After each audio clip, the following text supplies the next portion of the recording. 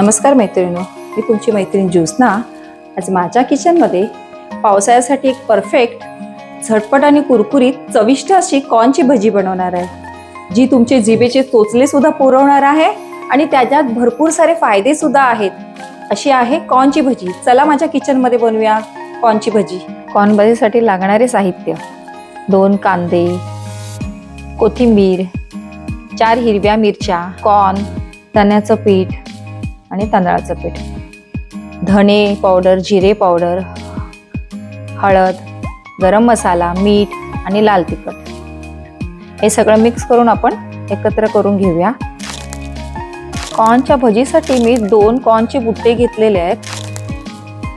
कॉर्नचा बुट्टा कसा साफ करायचा तो मी याच्यात दाखवलेला आहे तुम्हाला। हा पूर्ण साफ करून त्याचे 2 तुकडे करून कॉर्न असा सुरीच्या साहाय्याने सेपरेट करायचा आहे। मैत्रिणींनो, मक्याचे कणीस खाण्याचे भरपूर सारे फायदे आहेत। मक्यामध्ये फायबर भरपूर असते, जे पचनास मदत करते।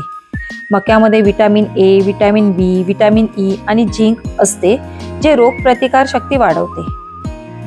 मक्यामध्ये लुटीन नावाचे अँटीऑक्सिडंट असल्यामुळे आपली दृष्टी सुधारण्यास त्याची मदत होते। तसेच मक्यामध्ये फॉस्फरस आणि मॅग्नेशियम असते, जे हाडं मजबूत ठेवण्यास आपली मदत होते। मक्याचे अजून पण फायदे आहेत, जसं फायबर आणि अँटीऑक्सिडंट त्याच्यामध्ये असल्यामुळे हृदयविकारासाठी ते चांगले असते। तसेच भरपूर प्रमाणात फायबर आणि कमी कॅलरीज असल्यामुळे ते वजन नियंत्रण ठेवण्यास मदत करते। त्वचा आणि केसांसाठी पण ते फायदेशीर आहे, पण त्याच्यामध्ये तेवढी पोषक तत्वे असतात। हे सगळं आपण साहित्य मिक्स करून घेऊया।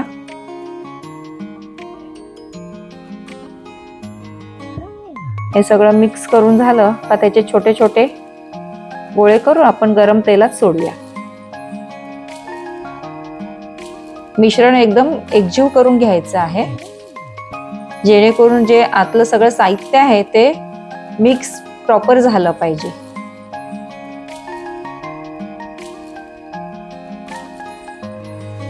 या निमित्ताने आपण पावसाळ्यात भजीच्या निमित्ताने का होईना पण मका हा पोटात जातो आपल्या, तसा सगळ्या महिलांना मका हा भरपूर प्यारा आहे।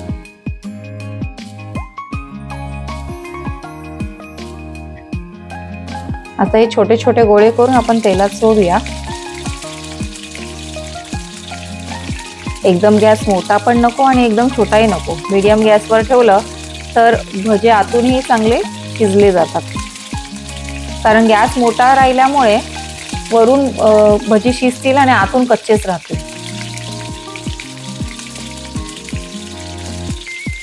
मक्याची भजी झणझणीत, कुरकुरीत आणि एकदम लज्जतदार झालेली आहे। जर तुम्हाला ही रेसिपी आवडली असेल तर व्हिडिओला लाईक नक्की करा। कमेंटमध्ये सांगा की पुढे कोणती रेसिपी तुम्हाला बघायला आवडेल, आणि हां, चॅनलला सबस्क्राईब करायला मात्र विसरू नका।